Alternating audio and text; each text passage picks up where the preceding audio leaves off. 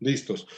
Bueno, y seguimos en nuestro foro y vamos a entrar con el doctor Jorge Cortés. Jorge, pues conocido por todos, médico especialista en medicina interna, en infectología del Hospital Universitario Nacional, es profesor titular del Departamento de Medicina Interna de la Facultad de Medicina de la Universidad Nacional, pero sobre todo, pues Jorge es otra de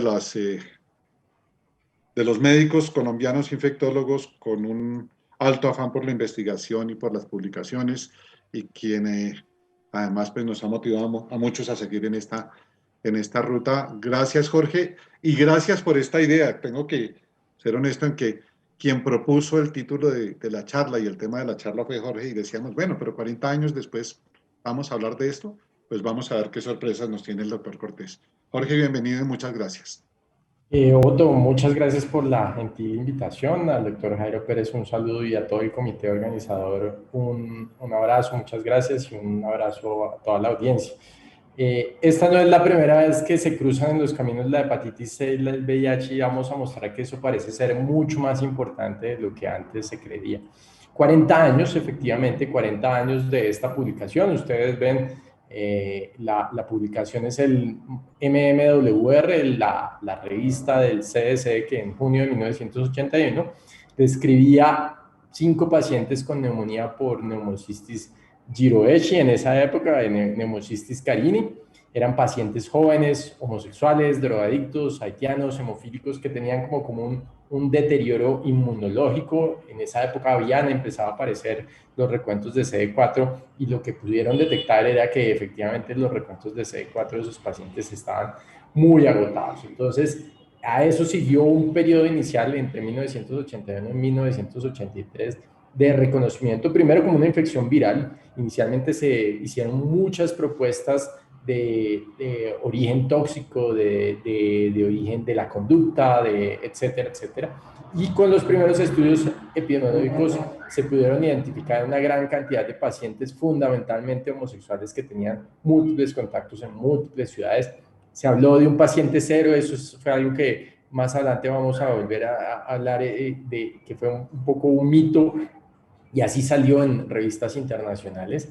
Y en esos primeros años hubo una disputa muy importante entre el laboratorio del Instituto Nacional de Salud, dirigido en ese momento por el doctor Robert Gallo, y por representantes del Instituto Pasteur con el doctor Luc Montagné, por identificar cuál era el virus. El doctor Gallo había identificado el primer retrovirus, el HTLV1, hoy en día pues muy conocido en Colombia, en nuestro medio, y por lo tanto entraban a competir por lo que significaba ser el identificador del virus, y por un lado las pruebas que pudieran permitir la identificación de ese virus. Esto se vino a zanjar muchos años después, cuando el premio Nobel se lo dieron a Luc Montagné y su equipo y dejaron a Robert Gallo por fuera, por algunos problemas relacionados con la forma en la cual se hicieron los estudios para la identificación del virus.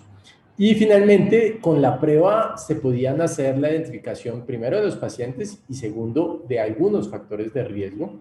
Y dentro de eso empezó a entrar cómo funcionaba el negocio de las transfusiones, negocio que sigue siendo importante. Vale la pena recordar que en nuestro país eso sigue siendo negocio, eso no es una institución gubernamental, sino es un negocio ofrecido por particulares, y por lo tanto, pues aquí lo que importaba era cómo volver ese negocio un negocio mucho más seguro para las personas y donde las inyecciones fueran seguras. Veníamos de los años 70, donde se habían identificado una serie de factores de riesgo que podían transmitir enfermedades y se habían introducido cambios para eso. Este es uno de los muchísimos factores de riesgo que trataba de evaluar los casos y los controles. En la medida en que pudo aparecer las pruebas serológicas, se identificaban mejor los casos y se diferenciaban de los controles. Empezaron a aparecer otras sindemias, como la hepatitis B, la hepatitis C y el sarcoma de Kaposi dentro de estos. Y empezaron a identificarse una serie de factores de riesgo, número de relaciones sexuales, exposición a materia fecal en las relaciones sexuales, otras enfermedades de transmisión sexual, como de hecho las hepatitis B y C, que en esa época apenas empezaban a identificarse apropiadamente, la sífilis.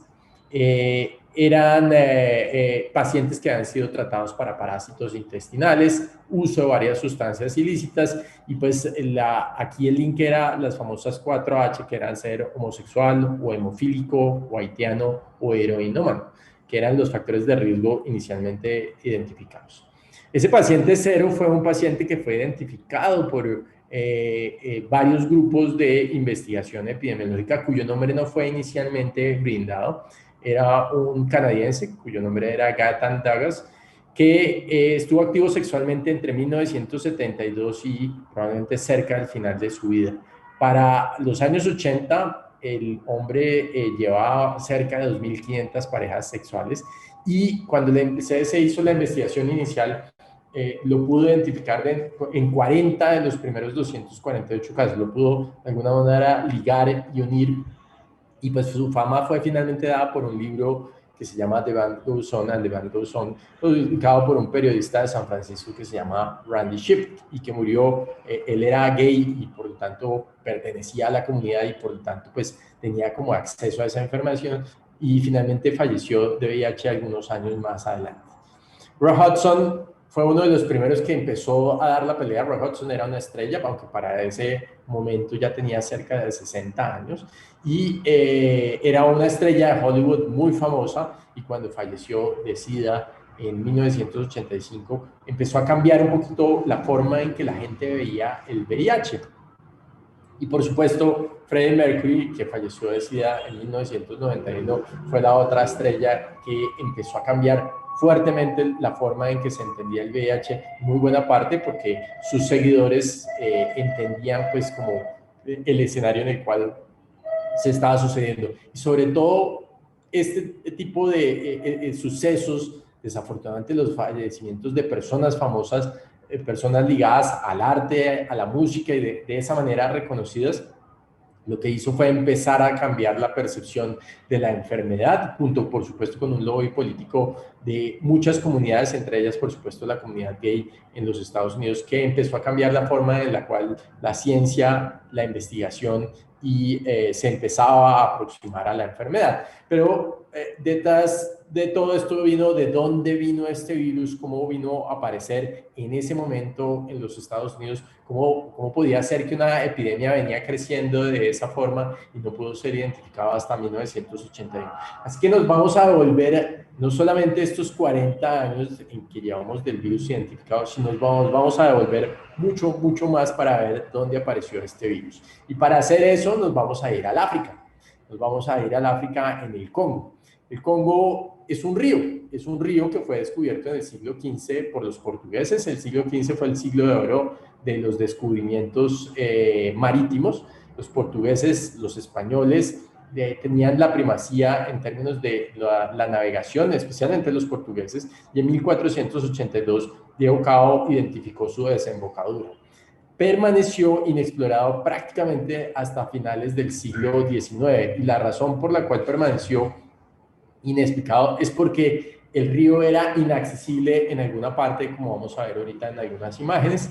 Los orígenes del río fueron identificados por un explorador que es muy conocido, el doctor David Livingstone. El doctor Livingstone estaba buscando el origen del Nilo, y en esa medida encontró el origen del río Congo. Entonces ustedes ven aquí en esta diapositiva, esto es la parte central de África. Aquí está el Atlántico, aquí está el Océano Índico, y aquí está la desembocadura del río Congo. El río Congo es navegable desde el Atlántico hasta esta ciudad que se llama Boma o Matadi. A partir de esa hay una serie de regiones que son intransitables, entre esta primera parte de Boma y donde hoy queda la capital, que se conoce Kinshasa, y que tiene una ciudad cruzando el río, literal, que se llama Brazzaville, que es la capital de lo que hoy en día se conoce como la República Democrática del Congo.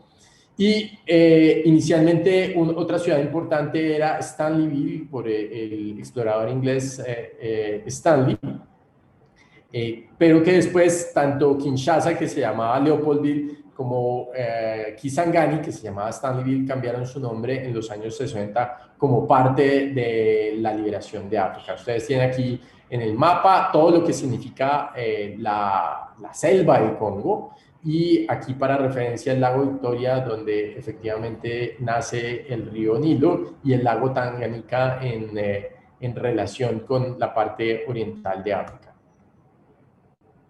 Entonces ustedes ven aquí el Océano Atlántico, Boma, Matadi, esta parte que es intransitable entre Kinshasa y Matadi, por lo menos desde la perspectiva del río.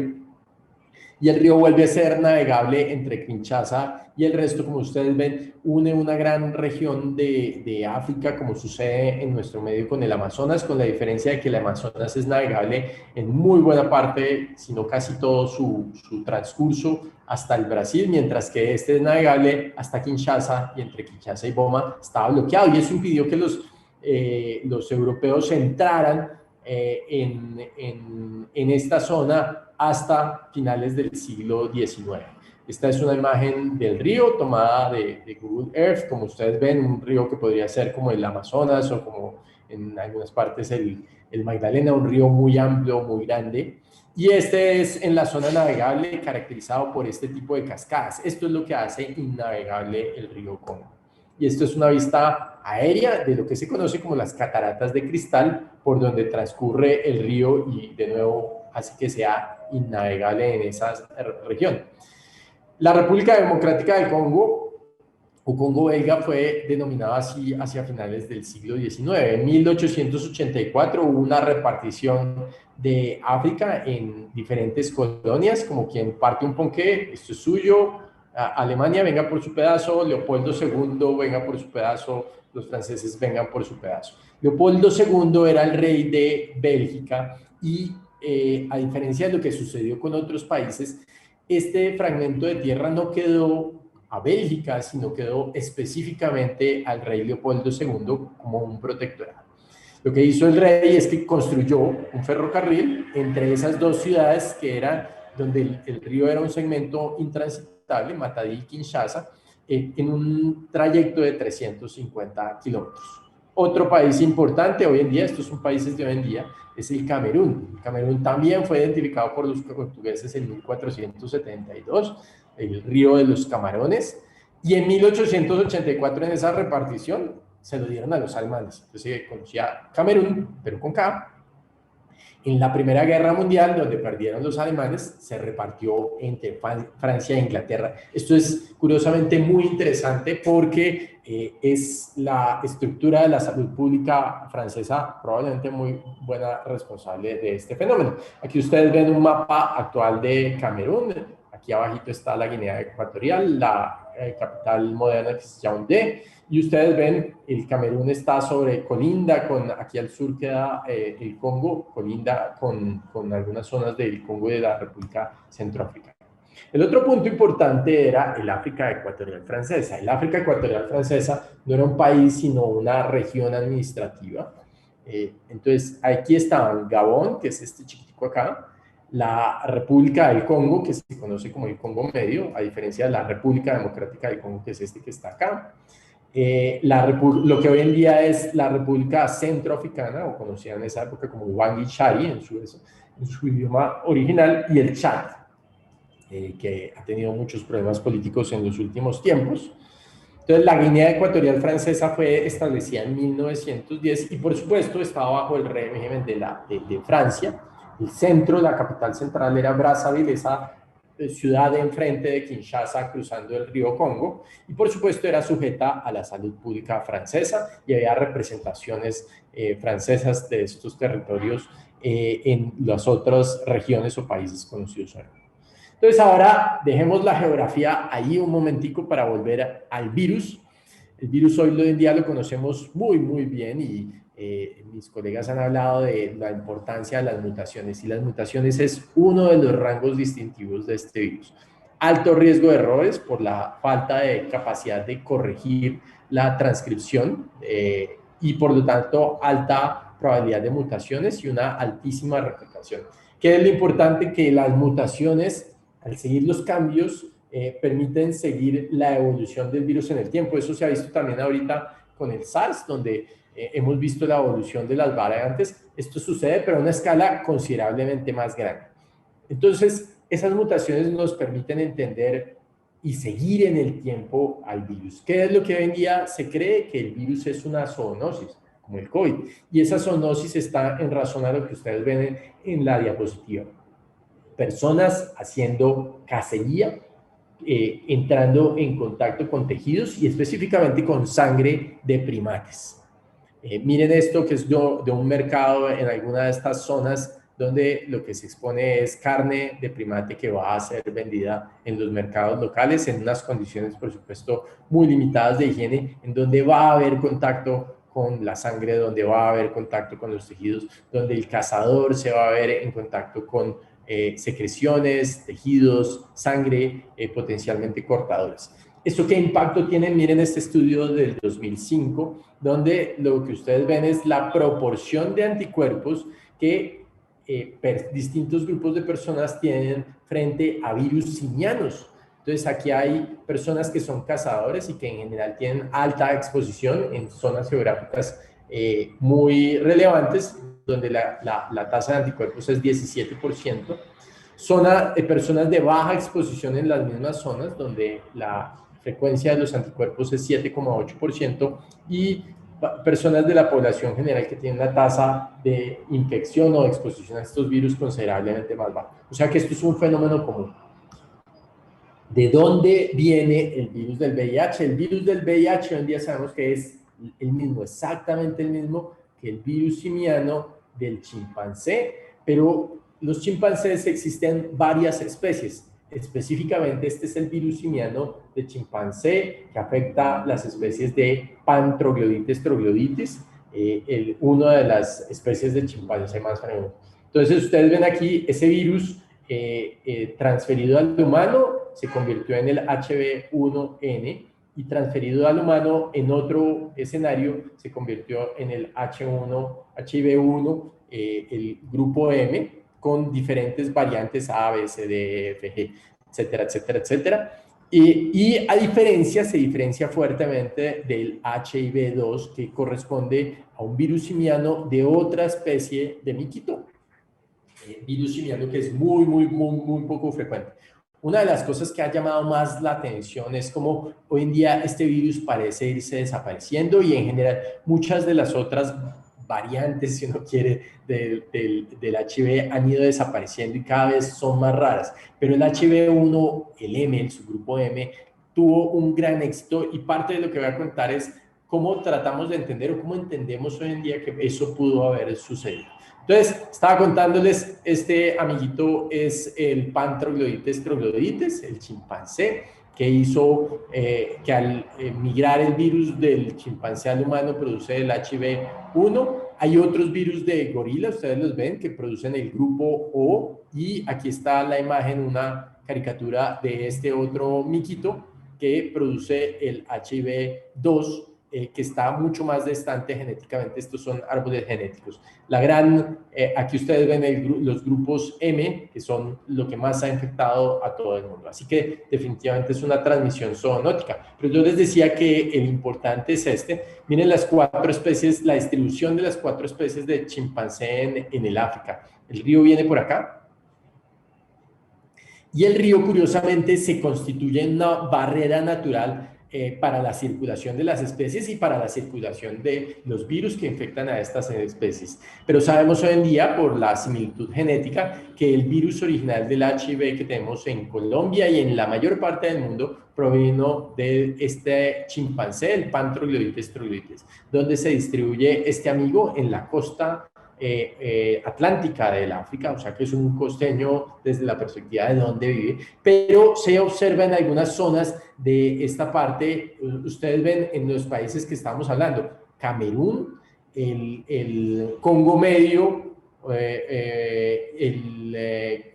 Gabón, y una buena parte casi que en los límites de lo que hoy en día conocemos como la República del Congo. Y la otra información, yo les decía, es que el virus a través de sus mutaciones nos permite seguirlo como un relojito.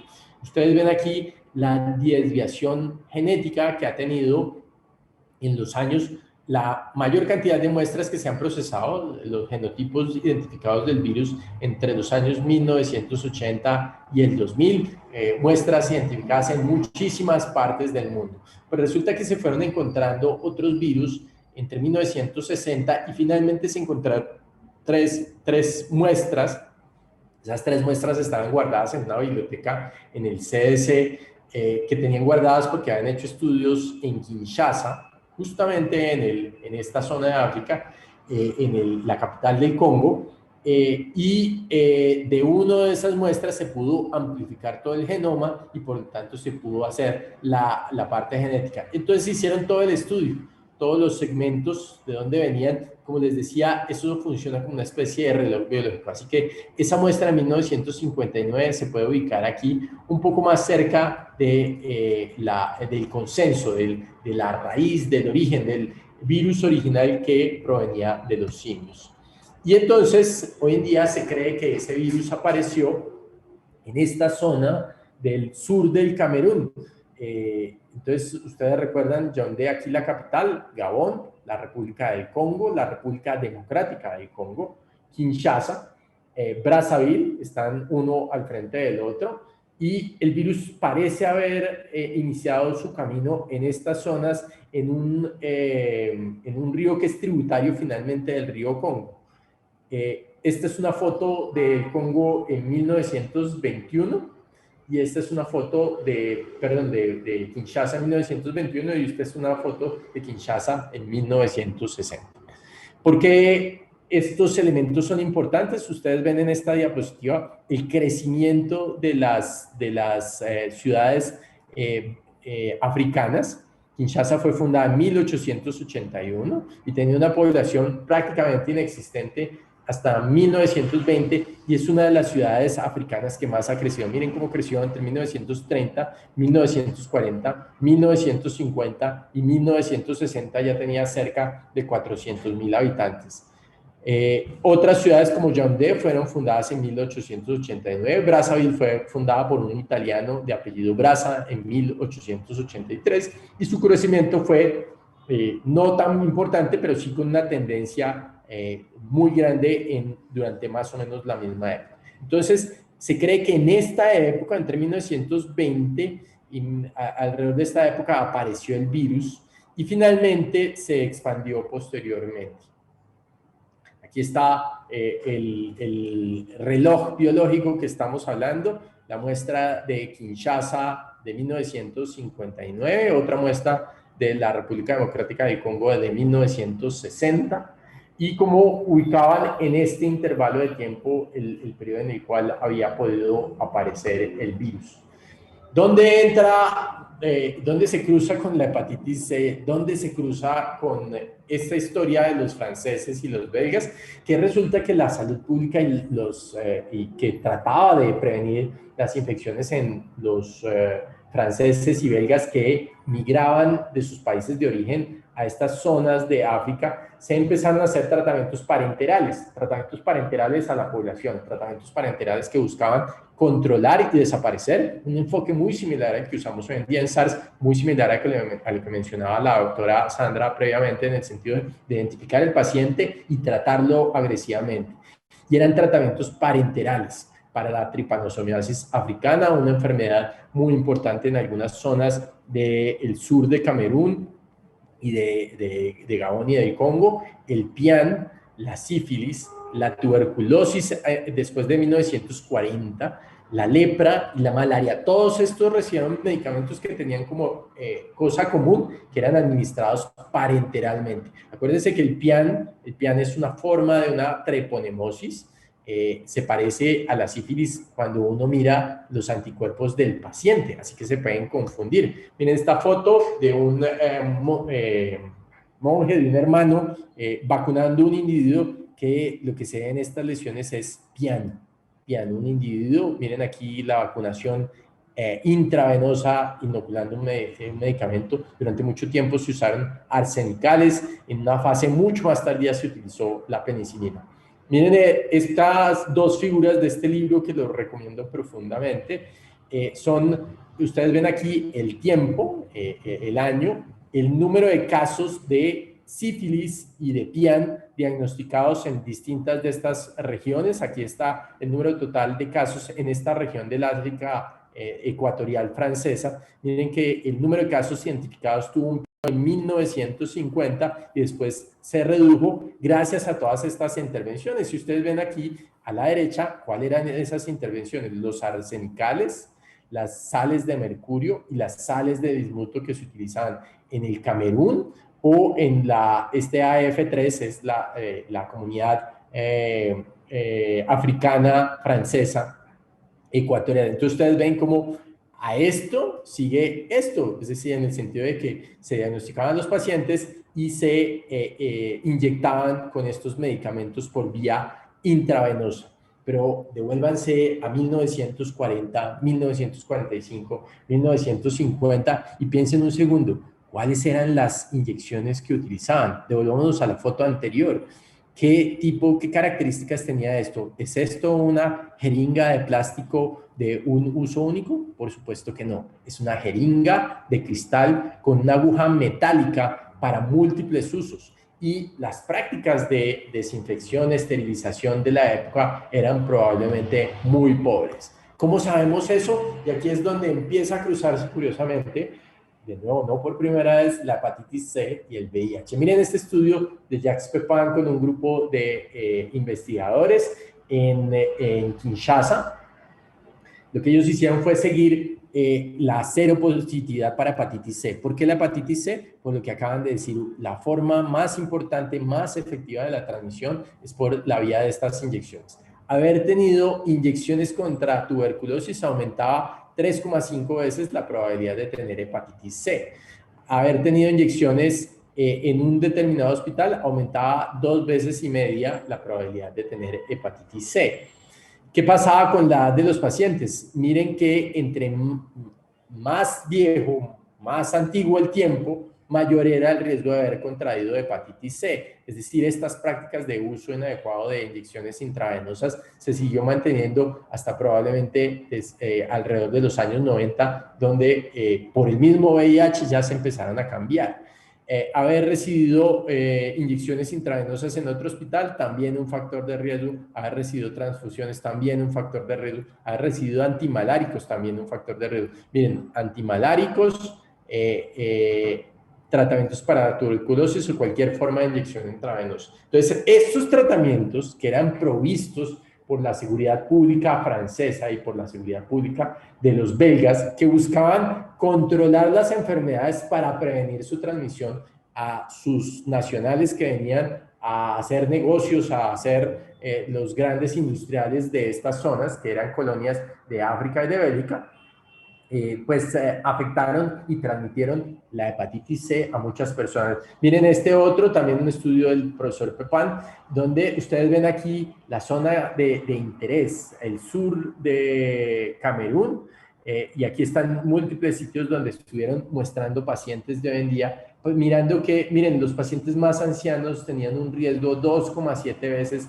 mayor de tener hepatitis C en este análisis. De nuevo, medicamentos para la malaria, factores de riesgo culturales de asistencia a ciertas medidas o de tener ciertas circuncisión fueron exploradas. Y miren qué es lo que sucede, que el número de casos de hepatitis C empieza a crecer a partir de más o menos 1910 a 1930, con diferentes genotipos que fueron distribuyéndose en esa zona. Muy probablemente el uso de esas inyecciones estaba determinando la transmisión de la hepatitis C. La pregunta es entonces, ¿será que es posible que alguno de esos individuos vacunados tuviera el VIH y por lo tanto al utilizarse estas jeringas contaminara de esta forma a toda la aldea donde se utilizaba la jeringa para hacer este tipo de medicamentos? Es muy probable que esto es lo que haya sucedido. Miren otro donde están los sitios de toma de muestras en relación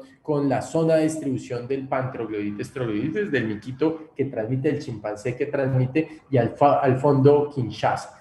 Y miren esto, tratado hasta 1950. Aquí estamos viendo hepatitis C, genotipo 4, y estamos viendo HTLV1, el primer retrovirus, y miren que si era inyectado contra los tripanosomas, la enfermedad de sueño, o si era tratado antes de 1950, aumentaba considerablemente el riesgo para cualquiera de estas dos enfermedades que tienen en común transmisión sexual y transmisión mucho más efectiva a través de este medio. Y esta otra diapositiva muestra cómo probablemente apareció el grupo M en esa época. Aquí lo que estamos viendo es la circulación de las personas en esa época hacia Kinshasa. Entonces, recordemos, en 1918 terminó la guerra. El Camerún pasa a dividirse entre el Camerún inglés y el Camerún francés. La salud pública francesa empieza a hacer esfuerzos importantes para el control de estas enfermedades y la gente se puede movilizar entre las secciones aledañas a los ríos tributarios y Kinshasa. Y empezaron a migrar hacia Kinshasa, lo cual explica el crecimiento. Ustedes ven aquí cómo empieza la migración de estas zonas. Ustedes ven aquí el ferrocarril entre Kinshasa y los franceses hicieron este ferrocarril entre Brazzaville y había un ferrocarril entre Kinshasa y Matadi. Y cómo la migración fue llegando a distintas zonas del río Congo. Por supuesto, lo que estamos diciendo es que por alguna razón aquí nació el virus. Probablemente estas inyecciones intravenosas parenterales con jeringas no esterilizadas hicieron que en algunas villas probablemente se hubiera empezado a diseminar el virus y algún poblador infectado probablemente migró hacia Kinshasa a finales de los años 50 o 60. Entonces, ustedes ven aquí la distribución del grupo O, que recuerden que está transmitido inicialmente por los gorilas, y el grupo M, cómo el grupo M arrancó y se empezó a diseminar. Y ahora vamos a ver este periodo entre 1950 y probablemente 1970. En este periodo arrancó el virus y empezó a diseminarse por la razón que hemos tenido. Y aquí hay un segundo impacto, ahora sí, de la transmisión sexual, y es el impacto de la prostitución. Lo que ustedes están viendo aquí es Leopoldville, en realidad Kinshasa, la ciudad de Kinshasa, la capital del Congo. Lo que ustedes están viendo aquí es la relación entre hombres y mujeres. Había inicialmente, para los años 20, entre 3 y 4 hombres por cada mujer. Muchos hombres, muy pocas mujeres. De hecho, solamente hasta los años 30 empezaron a migrar las mujeres. Los hombres migraban de las zonas rurales a Kinshasa en busca de lo que hacen hoy en día en las ciudades: prosperidad, trabajo, oportunidades de crecer. Pero con muy pocas mujeres, rápidamente empezó a cambiar el rol de las mujeres. Aquí ven migraciones probablemente al mismo tiempo de mujeres, entonces baja esa relación hombres-mujeres y empiezan a normalizarse durante los años 40. ¿Por qué esto es importante? Porque las formas de prostitución durante estos periodos de tiempo son diferentes a lo que conocemos hoy en día. Y vuelven a coincidir, ¿se acuerdan? Les había mostrado esta diapositiva antes. Esta es la época que estamos hablando, 1900-1950. Miren la gran migración de mujeres entre los años 40 y 50 del siglo pasado. Pero las mujeres empezaban a tener un papel muy diferente. Hasta 1960 no había prostíbulos en Kinshasa. Lo que hacían muchas mujeres eran compañeras locales de esos extranjeros que venían a quedarse. Entonces, eran mujeres que tenían un papel mucho más cercano a una mezcla entre la esposa, la criada y una prostituta, es decir, hacía todo tipo de servicios, incluyendo, por supuesto, servicios sexuales. Y cambia la cultura de la mujer libre, cambia versus lo que pasaba en las tribus. En las tribus la mujer podía ser una de varias mujeres. También podía suceder que en una tribu el hombre dueño, entre comillas, de la mujer, la ofreciera a su vecino o a un amigo por razones de comercio o razones de amistad. Y por supuesto era muy diferente lo que pasaba en las zonas rurales versus lo que pasaba en Kinshasa como ciudad. ¿Y cómo existe ese cambio a partir de la descolonización? La descolonización del África ocurre en los años 60. Los pueblos africanos decían: no queremos más a los europeos, pasó la guerra y por lo tanto los europeos ya no están en las mismas condiciones de antes. Y lo que ustedes ven aquí es el Producto Interno Bruto del Congo, la República Democrática del Congo, que después de 1960 y su independencia tenía un Producto Interno Bruto de cerca de $200 por cápita. Aquí hubo un gran crecimiento y en 1980 estaban $600, y después aquí tiene que ver con la guerra, aquí tiene que ver con la corrupción en el Congo, y aquí tiene que ver probablemente con algo de estabilidad, pero sigue siendo un pueblo muy pobre con una capacidad educativa muy limitada, en el cual ha persistido la guerra, ha persistido. Todos estos factores hicieron que a partir de 1960 la capital, Kinshasa, y otras ciudades crecieran a un ritmo desbordante, y aparecieron las prostitutas. Aparecieron prostitutas. Este es un estudio de Accra, en Ghana, otra zona un poquito diferente del África y más reciente, pero nos sirve para mostrar lo que está pasando. Aquí lo que hicieron fue encuestas serológicas a parejas de las trabajadoras sexuales. Las parejas, los acompañantes, el marido de la trabajadora sexual, tiene una frecuencia de infección por VIH del 32%.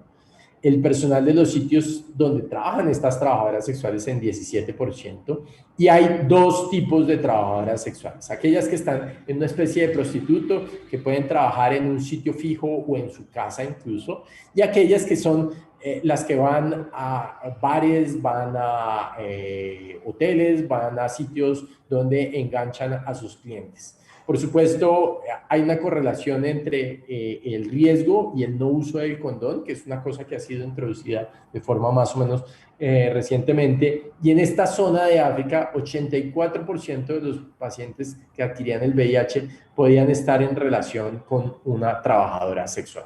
Entonces, miren la importancia de cómo cambia el papel de la mujer, y el papel es en específico de las trabajadoras sexuales. Así que muy probablemente en los años 60 se diseminó el virus. Miren, para comparar la situación real de Colombia, este es un estudio que encontré muy interesante de estos investigadores de la Universidad de Antioquia. En la población general la prevalencia es 0,27%, y aquí los grupos de riesgo son un poquito diferentes, pero miren, los trabajadores sexuales siguen teniendo una frecuencia, una prevalencia de VIH que, aunque es 2 veces lo que sucede y la razón es 2 veces mayor, no parece estar como identificada ese factor de riesgo. Miren lo importante de identificar los factores de riesgo. Aquí hombres que tienen sexo con hombres, y otros factores de riesgo importantes como los usuarios de drogas endogenosas, y en específico, en este caso, los grupos de transgénero y aquellos oprimidos de la libertad. Miren lo importante de identificar los factores de riesgo. Pero devolvámonos a 1960, el Congo se libera. De hecho, hubo una pelea tan importante en el Congo que Cuba mandó tropas para la liberación, el Frente de Liberación del Congo, en 1962. Allá estuvo el Che Guevara, entre otros muchos cubanos que probablemente empezaron a llevar Cuba específicamente el virus. Sin embargo, esa no fue la forma más importante de transmisión. Miren otro ejemplo. En esta zona, en 1979, Tanzania, este país, invade Uganda y toma Kampala, y por donde pasó ese ejército también dejó un rastro de VIH. ¿Por qué? Porque estas guerras se ven acompañadas de trabajadoras sexuales. Entonces, probablemente el virus nació en Camerún en 1920 o alrededor de 1920, creció con las prácticas de drogas parenterales probablemente en algunas zonas del sur de Camerún y aledañas de esas zonas que estaban bajo control francés. Se trasladó a Kinshasa en algún momento entre 1950 y 1960 y explota por la prostitución en 1960, y a partir de ahí sí se hace la diseminación a América y a Sudáfrica con otros genotipos. Lo que se ha reconocido en Kinshasa es que es el sitio del mundo que tiene mayor diversidad de virus. Si ustedes ven aquí la foto, esta es una foto de la región del Congo, donde está el país. Aquí está Kinshasa, y de aquí se exportó a Haití, y de Haití se exportó a los Estados Unidos. También hubo algunas exportaciones directas a los Estados Unidos de estas HIV-O que viene de los gorilas. También se exportó de esta zona del Congo al oriente de Uganda y Kenia. ¿Se acuerdan lo que les contaba? Esto es parte de la invasión que hizo Tanzania a Uganda y se exportó a Kenia, y pues muchos conocen algunos de los estudios que se han hecho con prostitutas en Kenia. Se exportó al Sudáfrica ya con un serotipo diferente, un genotipo diferente, el C, el M0, y finalmente se exportó a Tailandia mucho más tardíamente. Entonces, ¿cómo sucedió esa transmisión en África? Ustedes ven aquí lo que sucedió entre 1950 y 1960, los subtipos originales, y uno de esos subtipos terminó siendo el más importante en Haití, el cual a su vez se diseminó a Trinidad y Tobago, y el cual a su vez se diseminó, ustedes ven aquí, rápidamente a los Estados Unidos. Algunos estudios sugieren que entró en los Estados Unidos a finales de los años 60, principios de los años 70. Aquí está la evolución genética y aquí está el plan pandémico que ya entró entre 1980 y el 2000 a muchas otras partes del mundo. Haití y la República Dominicana, pues muchos han oído hablar de Haití ahora nuevamente por problemas. Haití era una colonia francesa en el siglo XVIII, tenía 300.000 habitantes, de los cuales 12.000 eran libres, quiere decir que el resto eran de ancestro africano, y se independizó en 1804, la República Dominicana en 1844, y fue intervenido por los Estados Unidos en 1934. O sea que primero Haití habla francés y segundo fue intervenido por los Estados Unidos y tenía una relación sobre todo de turismo y comercial muy importante con los Estados Unidos. Entonces, 4.500 asistentes técnicos fueron y volvieron de Haití al Congo. Probablemente al menos uno de ellos se infectó y empezó a diseminar la enfermedad en Haití. Haití era un foco de turismo sexual en los años 60 y 70, como les decía, es probablemente la época en la cual se empezó a transfundir a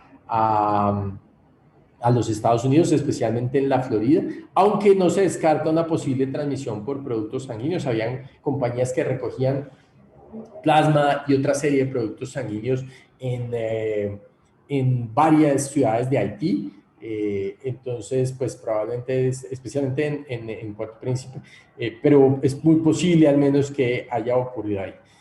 Entonces, ahí dejamos nuestra historia. En 1970 se empezó a diseminar entre los grupos de riesgo que hoy en día conocemos. De ahí la explicación de los haitianos. Se empezó a diseminar a través del uso de inyecciones intravenosas, los humanos, y por supuesto dentro de la comunidad gay de forma muy importante.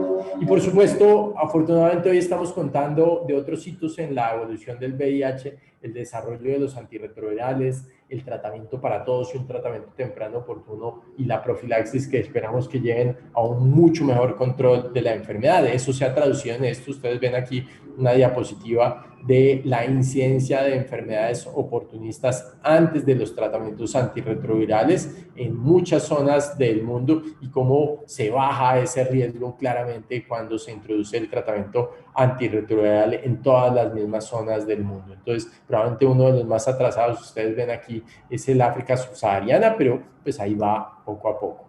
Entonces, pues eso era lo que les quería contar.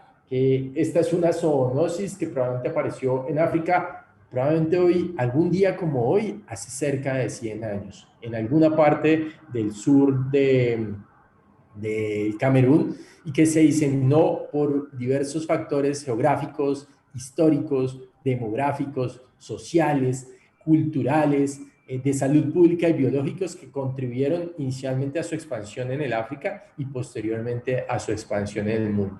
El VIH ha contribuido a cambiar nuestra forma de percibir muchas cosas, entre otras la sexualidad. Y es una zoonosis, una epidemia que sigue andando y con la cual, con el conocimiento moderno y gracias a lo que nos ilustran nuestros colegas y amigos, pues podemos hacer una mejor forma de controlarlo y tratarlo oportunamente.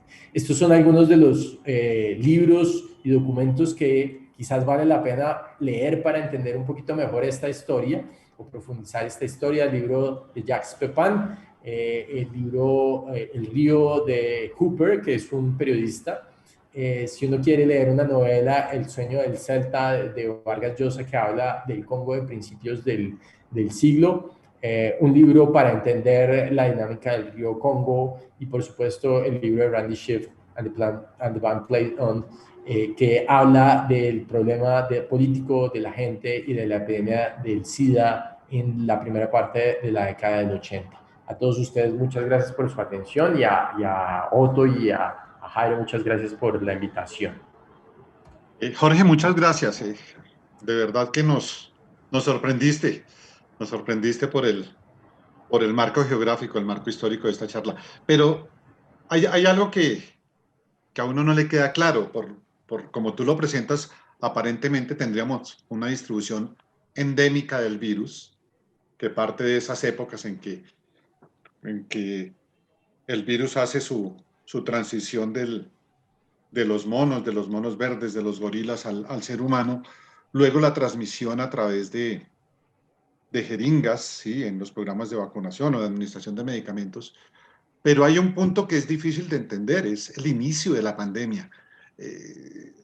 Digamos, hay por ahí una frase que algunos acuñamos que decía que el VIH se volvió importante cuando le dio a los americanos, ¿sí? Pero sí es difícil de entender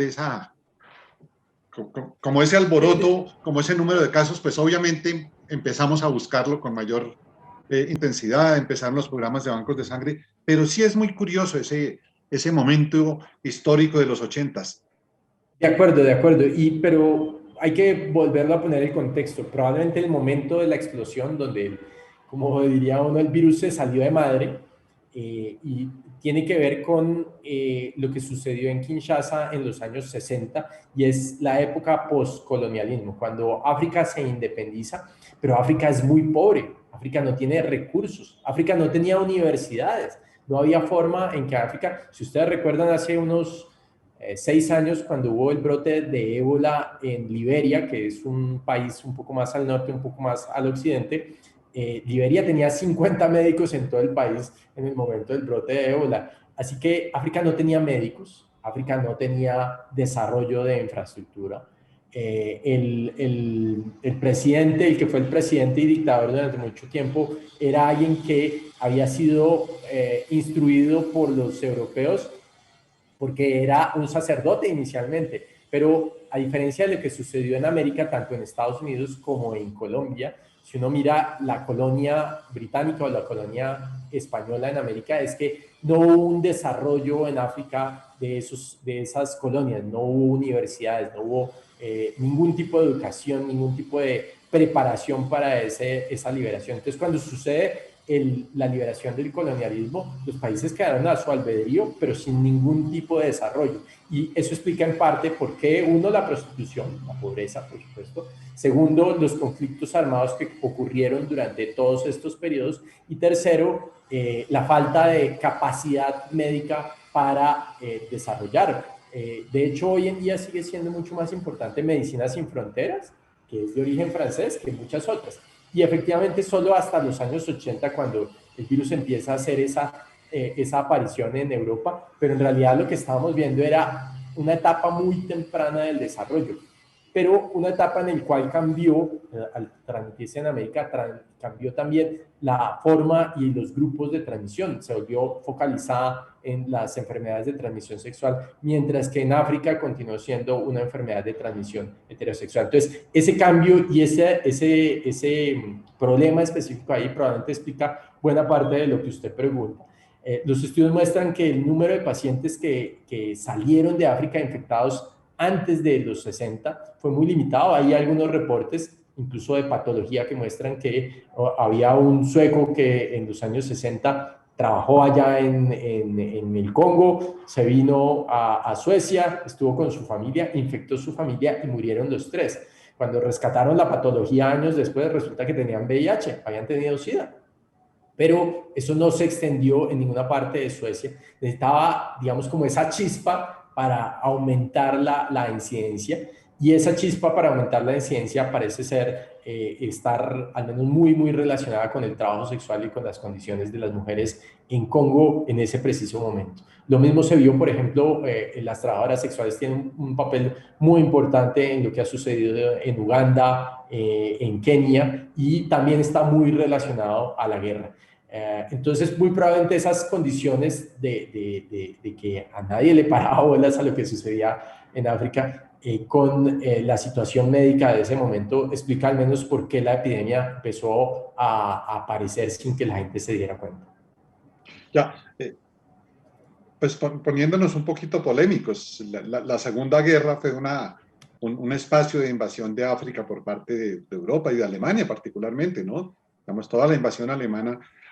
¿Por qué no ocurrió? Eso es muy curioso, ¿no? O sea, digo, tiene que haber alguna cosa que la haya disparado. De hecho, no sé, Jorge, si revisaste, hay un artículo muy viejo, creo que es de un Lancet, por ahí de los 90, en que hablan de unos estudios que hicieron en el Banco de Sueros en Londres y encontraron sueros positivos desde el año 23. Y hay un estudio no publicado en Colombia por algunos dilemas éticos, que se hizo en un banco también de sueros, en donde se encontraron sueros positivos en Colombia desde los años 60.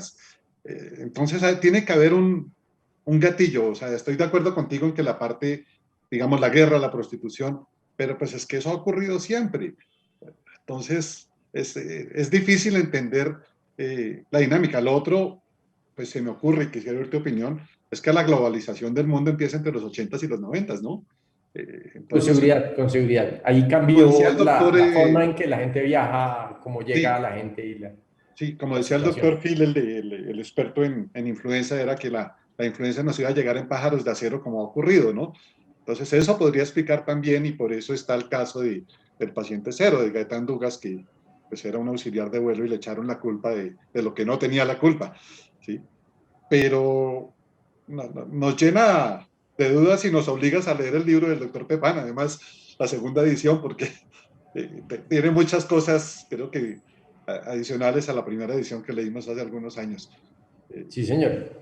Bien interesante. No sé, Jairo, si hayan preguntas en el auditorio, porque si no nos quedamos aquí hablando con Jorge hasta las 11 de la noche.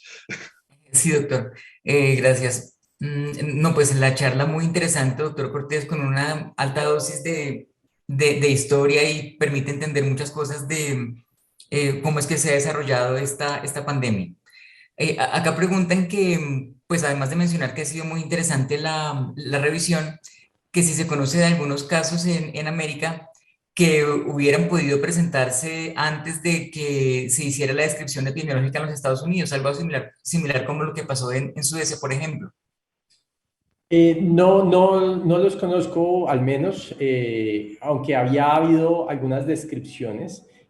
Hay que entender de nuevo, en esa época, en los años 80, la comunidad gay tenía problemas de hepatitis B. Entonces, es muy probable que un paciente que tuviera problemas, deterioro, se asignara a la hepatitis B. Entonces, digamos que no conozco descripciones. Muy buenas de estos datos se han obtenido por búsqueda de fuentes con bancos serológicos. Incluso, por ejemplo, esa fuente que fue secuenciada en 1959 en el Congo, estaba en un banco de sangre que tenía cerca de 1000 muestras.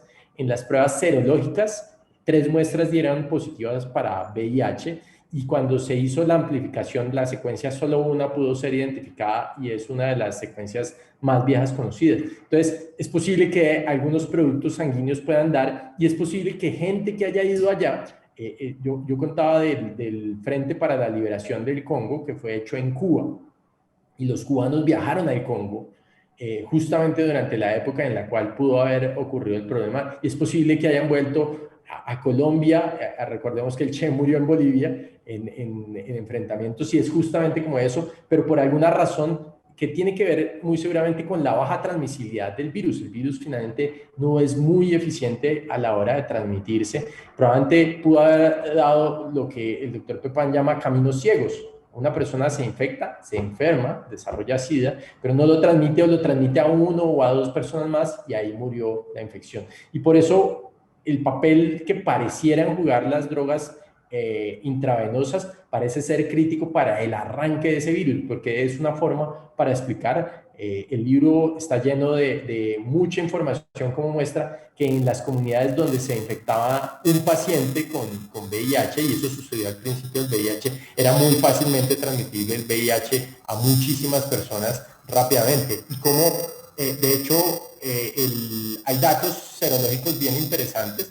La comunidad gay era 0% positiva en 1979, 6% en 1980, 12% en 1981 cuando apareció el virus, y en 1983 era 40 o 50% positivo. Y ya ahí la gente empezaba a morir. Entonces, también hubo probablemente coinfecciones o, como decía en el caso de Sandrita, sindemias de infecciones con hepatitis C, con hepatitis B, con sífilis, con otras enfermedades que pudieran haber favorecido que algunos pacientes tuvieran una progresión un poco más rápida.